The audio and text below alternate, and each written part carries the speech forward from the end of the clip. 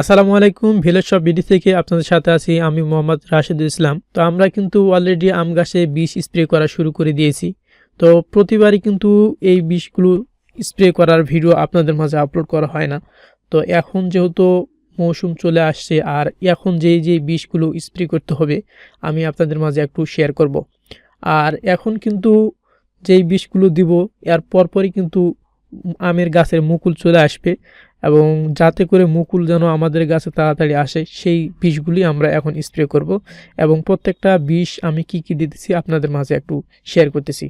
তো আপনাদের যদি এরকম গাছ থেকে থাকে তো আপনারাও এই বিষগুলো দিতে পারেন, আপনাদের বাগানে হোক অথবা ছাদ বাগানে হোক। তো এখন যেই বীজটি দিতেছি এটা হচ্ছে কুমুলাস টিএফ। এটি উত্তম ছত্রাকনাশক যা বিভিন্ন ফসলের পাউডারি মিলডিউ দমনে কার্যকর এবং এটি মাকড়ের হাত থেকে গাছকে সুরক্ষা করে এবং এটি মাটির প্রোটিন বাড়ায় এবং সালফারের ঘাটতি পূরণ করে।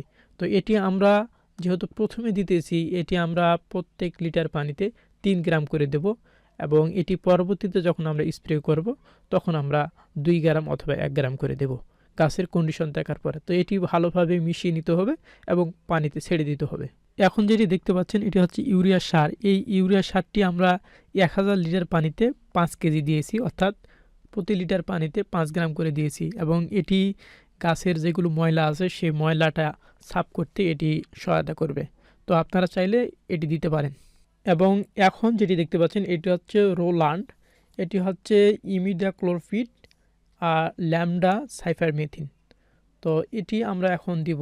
তো এটি গাছের পোকা যেগুলো আছে সেগুলোকে নিধন করতে সহায়তা করে এবং এটি কিন্তু আমরা স্প্রে করতেছি আপনার প্রত্যেক লিটার পানিতে 1 গ্রাম করে, অর্থাৎ এই যে প্যাকেটটি দেখতে পাচ্ছেন এটা হচ্ছে একটি 1000 মিলির।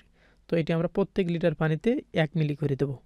এটি যখন আপনারা স্প্রে করবেন গায়ে মুখে লাগা থেকে বিরত থাকবেন, কারণ এটি যেহেতু ল্যামডা সাইফারমেথিন তো এটি গা মুখ চোখ জ্বলাপোড়া করে। তো এটি পোকার জন্য কিন্তু অত্যন্ত ভালো কাজ করে। এটি পোকার সংস্পর্শে আসার সঙ্গে সঙ্গে পোকা মারা যায়। তো এটি আপনারা সতর্কতাভাবে স্প্রে করবেন। তো ফাইনালি আসতেছে লিটুশেন। এটি একটি হরমোন জাতীয় প্রোডাক্ট। ব্যবহারে উদ্ভিদ কোষের তৎপরতা বাড়ে যা গাছকে দ্রুত বৃদ্ধি করতে সহায়তা করে।